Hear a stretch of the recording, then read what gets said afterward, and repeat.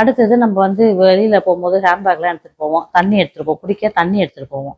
அந்த மாதிரி தண்ணி எடுத்துகிட்டு போகும்போது இந்த மாதிரி பாட்டிலை வச்சுட்டு நம்ம ஜிப்பை போட்டுட்டோம்னா இந்த பாட்டில் வந்து நம்ம வெளியில் எடுத்துகிட்டு போகும்போது சாஞ்சிடும். உள்ளே சாஞ்சிட்டு தண்ணி எல்லாம் செஞ்சு போயிடும். அதில் ஏதாவது பொருள் வச்சுருந்தோம்னா அதெல்லாம் நனைஞ்சு போயிடும். அதுக்கு என்ன செய்யணும், நம்ம இது மாதிரி பின்னு ஒன்று எடுத்துக்கணும். எடுத்துட்டு நம்ம பாட்டில் எந்த பக்கம் வைக்கிறோமோ அந்த சைடு நமக்கு இந்த ஓரமாக இந்த பின்னை எடுத்து குத்திடணும். இப்போ இதில் வந்து ஒரு ரப்பர் பேண்ட் போட்டுக்கணும். நம்ம தலைக்கு வைக்கிற